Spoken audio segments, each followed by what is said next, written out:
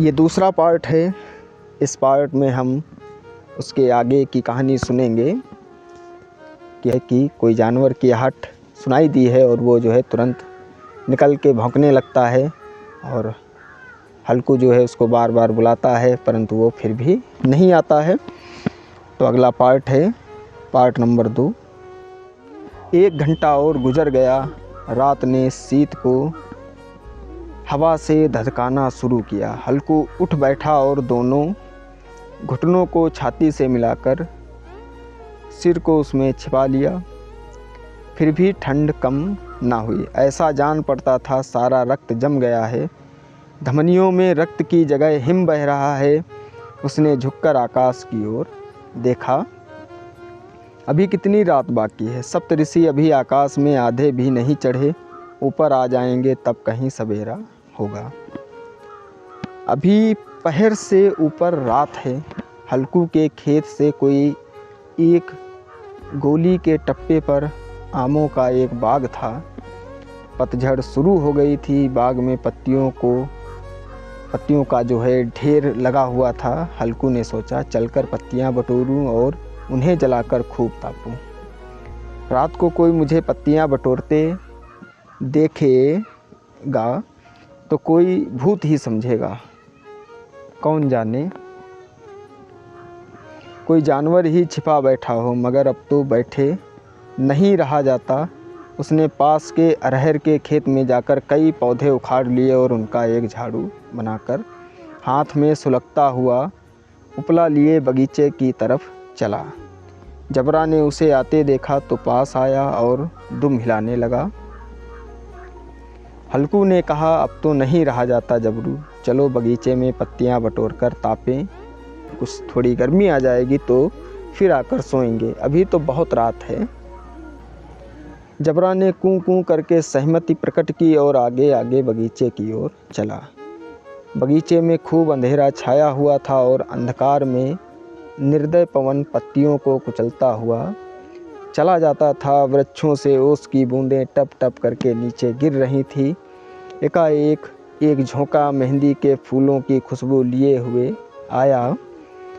हल्कू ने कहा, कैसी अच्छी महक आई जबरू, तुम्हारी नाक में भी तो सुगंध आ रही है। जबरा को कहीं ज़मीन पर एक हड्डी पड़ी मिल गई थी, उसे चिचोड़ रहा था। हल्कू ने आग ज़मीन पर रख दी और पत्तियां बटोरने लगा। जरा देर में पत्तियों का ढेर लग गया। हाथ ठिठुरे जा रहे थे, नंगे पांव गले जा रहे थे और वह पत्तियों का पहाड़ खड़ा कर रहा था। इसी अलाव में वह ठंड को जलाकर भस्म कर देगा। थोड़ी देर में अलाव जल उठा।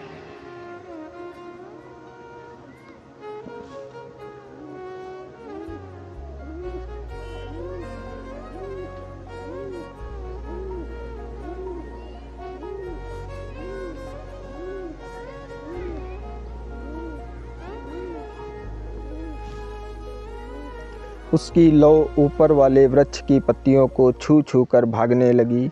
उस अस्थिर प्रकाश में बगीचे के विशाल वृक्ष ऐसे मालूम होते थे मानो उस अथाह अंधकार को अपनी सिरों पर संभाले हुए हो।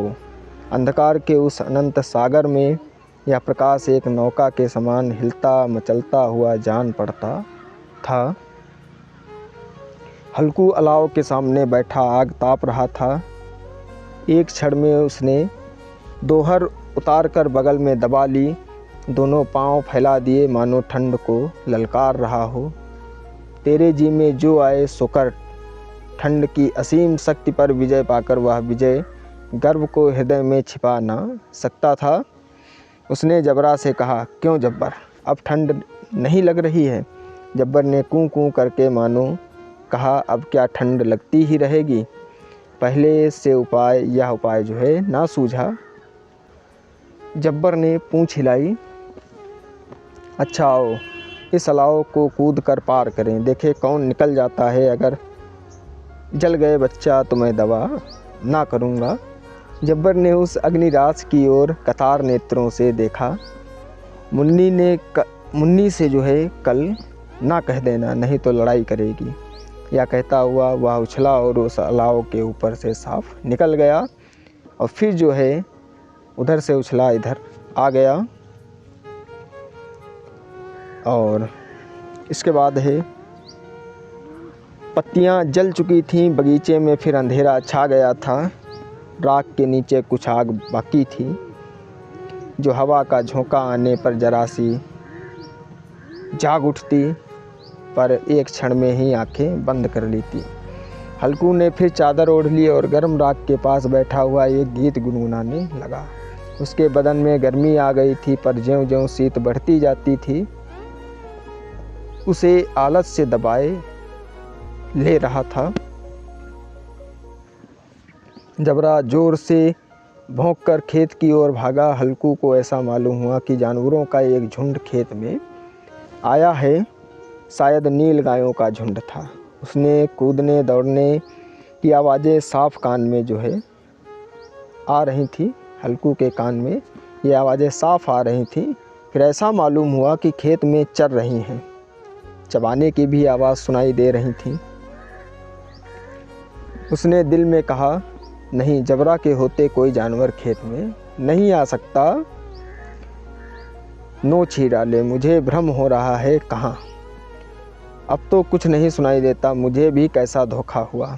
उसने ज़ोर से आवाज़ लगाई, जबरा जबरा।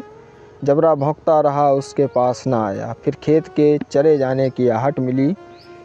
अब वह अपने को धोखा ना दे सका। उसने अपनी जगह से हिलना उसे जो है अपनी जगह से हिलना जहर लग रहा था।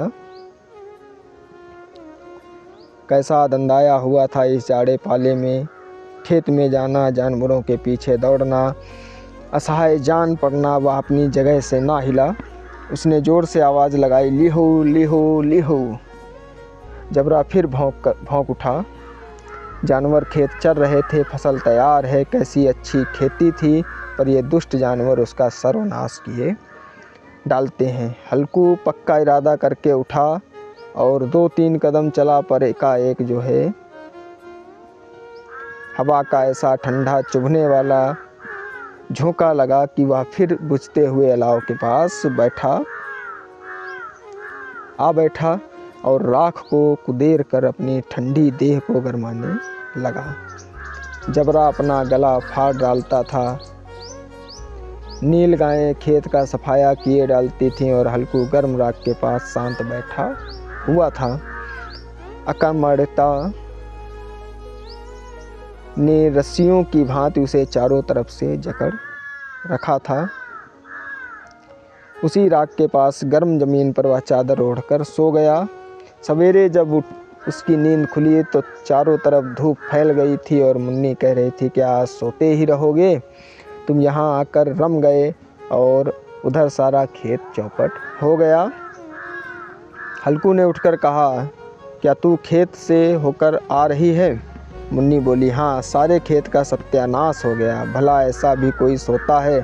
तुम्हारे यहाँ मड़ैया डालने से क्या हुआ? हल्कू ने बहाना किया, मैं मरते मरते बचा, तुझे अपने खेत की पड़ी है। पेट में ऐसा दर्द हुआ कि मैं ही जानता हूँ। दोनों फिर खेत के कोने पर आए और देखा सारा खेत रौंदा पड़ा हुआ है और जबरा जो है मड़ैया के नीचे चुपचाप लेटा है, मानो प्राण ही न रहे हों। दोनों खेत की दशा देख रहे थे। मुन्नी के मुख पर उदासी छाई थी, पर हल्कू प्रसन्न था। मुन्नी ने चिंतित होकर कहा, मजूरी करके माल गुजारी भरनी पड़ेगी। हल्कू ने प्रसन्न मुख से कहा, रात को ठंड में यहाँ सोना तो ना पड़ेगा। तो ये कहानी थी मुंशी प्रेमचंद द्वारा लिखी पूस की रात। इसमें जो है उन्होंने एक किसान परिवार का चित्रण किया, बताया कि वो अपना कैसे गुजर बसर करता है।